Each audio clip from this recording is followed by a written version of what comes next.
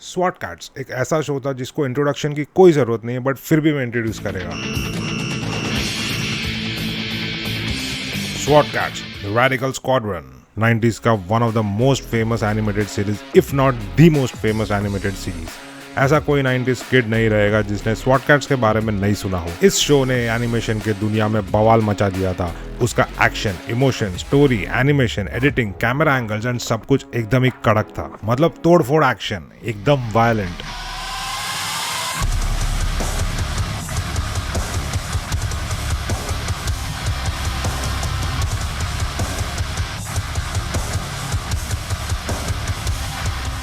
To put it in context, it was #1 syndicated animated show in the US. SWAT Cats had to compete with shows like Batman the Animated Series and X-Men the Animated Series. And SWAT Cats #1 हुआ during the 94. So it was pretty impressive if you ask me. Because X-Men, Batman और ये सब लोगों का comic books इतने भर के है, तो मतलब फैन फॉलोइंग होता है एंड 50s 60s से चालू है उनकी कॉमिक बुक्स है। So you can understand कि वो रेटिंग में टॉप पे आ सकते हैं। But SWAT Cats ने इन दोनों को भी पीछे छोड़ा, so that was pretty impressive। ये शो था दो मैकेनिक्स के बारे में, चांस फर्लॉन्ग और जेक क्लॉसन, जो एक जंकयार्ड में रहते हैं। वैसे तो वो originally paramilitary law enforcement agency enforcer के साथ काम करते हैं, बट उन्हें निकाल दिया जाता है for disobeying the orders from the senior, और एज अ पनिशमेंट उन्हें जंकयार्ड में नौकरी करनी पड़ती है एज मैकेनिक्स। वहाँ वो discarded military parts and weapon से एक 3 इंजन फाइटर जेट बनाते हैं, टर्बो कैट, जो वर्टिकल टेक ऑफ और लैंडिंग करने की क्षमता रखता था, जिसमें ऑलमोस्ट सारे टाइप के वेपन्स होते थे। जैसे जैसे शो का स्क्रिप्ट डिमांड करता है, वैसे वैसे मिसाइल्स उनके पास आते जाती थी। टर्बो कैट का design was inspired from the real life fighter jets like F-14 Tomcat and साब 35 ड्रैगन।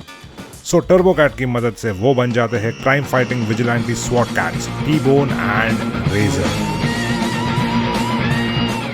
टर्बो कैट के अलावा स्वॉट कैट्स के आर्सेनल में और बहुत सारे आइकॉनिक व्हीकल्स भी थे, जैसे कि साइक्लोट्रॉन, एक हाई स्पीड मोटरसाइकिल जो टर्बो कैट के मिसाइल बे से डिप्लॉय होता था, और इसका और एक वर्जन भी था जो टर्बो कैट के सीट में इंटीग्रेटेड था, जो इमरजेंसी सिचुएशन में इजेक्ट हो सकता था। फिर और एक था थंडर ट्रक। ये उनका मॉडिफाइड टो ट्रक था जो ग्राउंड मिशन के लिए यूज होता था। इसमें heavy armour and weaponry install था, जो इसे एक टैक्टिकल असॉल्ट व्हीकल बनाता था। Thunder truck locked and loaded. Hang on!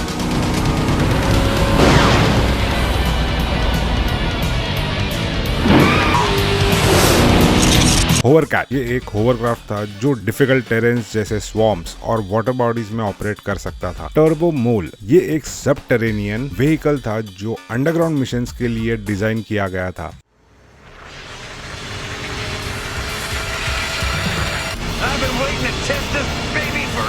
Jet skis water based missions के लिए उन्होंने स्पेशलाइज्ड जेट स्कीज का यूज भी किया था। तो ऐसे बहुत सारे व्हीकल्स थे उनके पास। शो का एनिमेशन एंड ओवरऑल स्टाइल थोड़ा बहुत एनिमे टाइप था एंड वो सुपर इंटेंस, एकदम डार्क और gritty. Fast paced editing, dramatic closeup shots, dynamic camera angles, point of view of a missile, हवे में एकदम ऐसा फुल एरियल बैटल्स, तोड़ फोड़ एकदम, and even hand to hand combat भी जबराट था। फुल टेक्नोलॉजिकली एडवांस्ड बिल्ले लोग। अच्छा हाँ, बाय द वे ये यूनिवर्स में सब लोग बिल्ली होते हैं। Mayor is a cat, androids भी कैट्स होते हैं। इवन गॉडजिला टाइप एक मॉन्स्टर भी अटैक करता है सिटी को, उसको भी फीलाइन फीचर्स दिया है। तो मतलब सब लोग बिल्ली होते हैं ये यूनिवर्स में। फिर मैं बात करना चाहूंगा मेगा कैट सिटी के बारे में। Mega cat city was a blend of cyber punk and retro noir vibes. Mega cat city का डिजाइन एकदम नेक्स्ट लेवल था, और इसके पीछे काम किया था क्रिश्चियन एंड इवान ट्रेमली, जो शो के क्रिएटर्स भी है, वो लोग ने ही किया था। उन्होंने इस सिटी को एक अर्बन जंगल टाइप लुक दिया था, जहाँ हर कोना, हर बिल्डिंग, हर एलीवे एक अलग कहानी बताती है। Futuristic elements like neon lights, towering skyscrapers और ग्रिटी बैक एलीज, ये कॉम्बिनेशन मेगा कैट सिटी को एक डिस्टिंक्ट आइडेंटिटी देता है जो उस समय के दूसरे कार्टून से बिल्कुल अलग था। बैकग्राउंड आर्ट के लिए ग्लेन लियोपोल्ड और लैंस फाल्क जैसे राइटर्स ने भी कंट्रीब्यूट किया था, जिन्होंने सिटी का टोन को डिफाइन करने में मदद की थी। उनका फोकस था एक ऐसा एनवायरनमेंट क्रिएट करना जो डार्क और इंटेंस हो, लेकिन साथ में विजुअली कैप्टिवेटिंग भी हो। एनिमेटिंग डायरेक्टर रॉबर्ट अल्वारेज का भी बड़ा हाथ था इसमें, जिन्होंने डायनामिक कैमरा एंगल्स और ड्रामेटिक लाइटिंग्स के थ्रू मेगा कैट सिटी को और भी ज्यादा अलाइव बनाया। मेगा कैट सिटी के सीनिक शॉट्स एकदम मस्त लगते थे, बोले तो एकदम गॉर्जियस। विलेंस तो अलग लेवल के डार्क थे। Dark Kat has gargoyles for minions. इसका थ्रेट लेवल हमेशा ज्यादा होता है। डार्क कैट के एपिसोड्स हमेशा हाई स्टेक्स वाले होते हैं। फर्स्ट एपिसोड्स में ही वो न्यूक्लियर थ्रेट दे देता है मेगा कैट सिटी को। और एक विलन होता है डॉक्टर वाइपर, जो मार्वल के doctor Curt Connors the lizard से इंस्पायर्ड है, जो इनिशियली एक बॉटनिस्ट होता है, तो एक एक्सीडेंट उसे डॉक्टर वाइपर बना देती है। उसे मेगा कैट सिटी पे कब्जा करना होता है because he wants to get rid of all the plastic and turn the city into an organic swamp. तो मतलब गुड ओल्ड इरादे नेक बट तरीके गलत वाला सीन। और होते हैं Metallic Kats. No connection with Metallica. Metallic Kats were android criminals. So उन लोगों का बैक स्टोरी काफी इंटरेस्टिंग है। जेल से फरार हुए 2 कैदी जो बड़ी सी शिप से एक्सीडेंट के कारण एक शोर पर बहकर आ जाते हैं, जहां उन्हें एक साइंटिस्ट मिलता है जो साइबरनेटिक्स से उन्हें इन्फ्यूज कर देता है to become the metallic cats. Past master, जो एक बटला बिल्ला होता है जो टाइम के साथ खिलवाड़ करते रहता है, with the help of his ancient artifacts like the crown, the spell book and an ancient watch. Hard drive, जो एक ट्रू साइबरपंक विलन को डिपिक्ट करता है, और कई सारे विलन्स थे।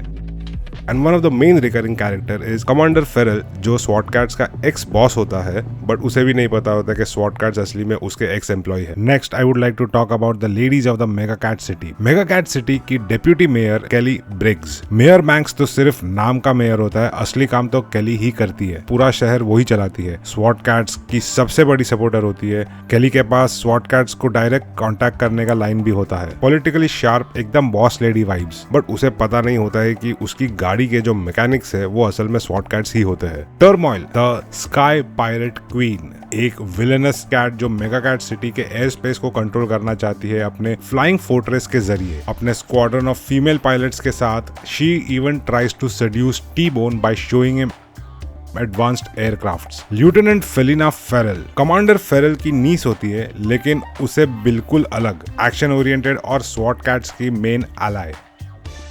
एन गोरा, कैट्स न्यूज की reporter, mega cat city's top news reporter, जो हमेशा एक्शन के बीच में ही होती है रिपोर्ट करने के लिए। एक फियरलेस जर्नलिस्ट का रिप्रेजेंटेशन है। और एक आर्कियोलॉजिस्ट भी होती है, डॉक्टर रैबी सिनियन। मेगा कैट सिटी के म्यूजियम में काम करने वाली आर्कियोलॉजिस्ट होती है, लेकिन सिर्फ एंशिएंट आर्टिफैक्ट्स तक सीमित नहीं रहता उसका काम। ये सुपरनैचुरल एंड ऑकल्ट के एक्सपर्ट भी होती है। So these are not your average damsels in distress. ये लोग स्वॉट कैट्स की काफी मदद करते हैं थ्रू आउट द सीरीज। और मैं मेंशन करना चाहूंगा the kick S heavy metal music through out the series. Intro तो उसका एपिक है ही, सीजन 1 का इंट्रो एंड सीजन 2 का intro, that is epic. But what stands out is कि थ्रू आउट द एपिसोड जो बैकग्राउंड में म्यूजिक चलते रहता है, वो गिटार सोलो, वो गिटार बेंड्स, वो drums, throughout the episode it just put icing on the cake. पूरे शो पर जो एकदम ऑलरेडी किक-एस है, उसके ऊपर ऐसा music, it was truly something else. Epic sound designing and composition. It was pure heavy metal.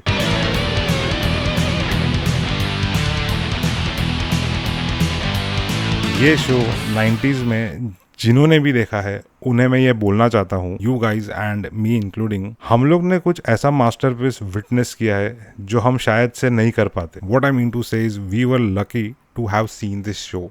मुझे पता है मैं थोड़ा ड्रामेटाइज कर रहा हूँ, but let me explain. Ted Turner दोनों legendary animation studios Ruby Spears और हैना बार्बरा को खरीद लेता है। मिशन सिंपल था उन लोग का, एक नया टीवी चैनल लॉन्च करने का जो सिर्फ और सिर्फ कार्टून्स दिखाए। नाम रखा उन लोग कार्टून नेटवर्क। अब चैनल तो बन गया था, बट उनके पास जो ऑलरेडी कंटेंट था वो थोड़ा सा आउटडेटेड लग रहा था। Not story wise, not concept wise, it was looking outdated only and only by the animation standards. So they wanted something new, something that would resonate with the 90s vibe. New age high energy cartoon shows चाहिए थे उनको। यही time था जब Montreal के 2 भाई लोग Ivan and Christian ट्रेमली अपने ड्रीम प्रोजेक्ट स्वॉट कैट्स के साथ सीन में उतरते। उन्होंने अपना फुल कंसेप्ट हैना बार्बरा को दिखाया, sleek character design and dangerous villains with deep back stories, और वो भी एक एकदम स्टाइलाइज्ड फ्यूचरिस्टिक सिटी में। विलियम हैना एंड जोसेफ बार्बरा को ये आइडिया एकदम खतरनाक लगा और उन्होंने तुरंत हाँ बोल दिया। बस थोड़े बहुत ट्वीक्स किए और प्रोडक्शन शुरू हो गया। लेकिन 1993 आया और यूएस में सीन बिगड़ने लगा, क्राइम रेट बढ़ने लगा, लोग बोलने लगे कि ये सब वीडियो गेम्स और कार्टून्स का असर है। मॉडल कॉम्बैट जैसे गेम्स पर भी सवाल उठने लगे, क्योंकि उन लोग बोलते थे कि ये शो काफी वायलेंट था, एंड आई टोटली अग्री।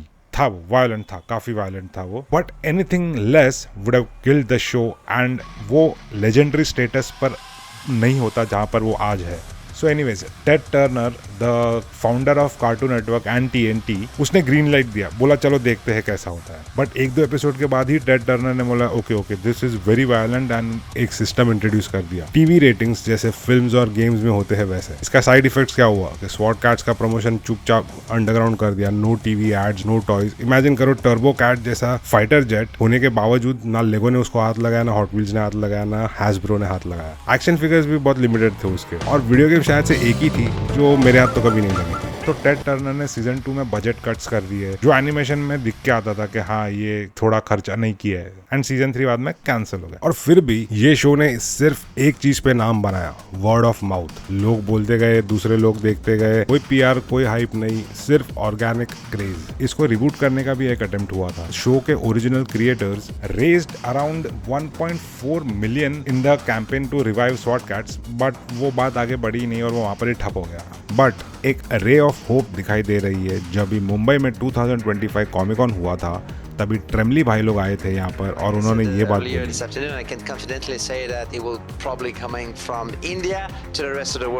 तो अभी होप्स फिर से थोड़े बहुत हाई हो रहे ले। कमेंट सेक्शन में अपना फेवरेट विलन फ्रॉम द स्वॉट कैट्स जरूर बताना, और ऐसे टाइप का कंटेंट पसंद है तो शेयर करो, लाइक करो, सब्सक्राइब करो। Okay bye.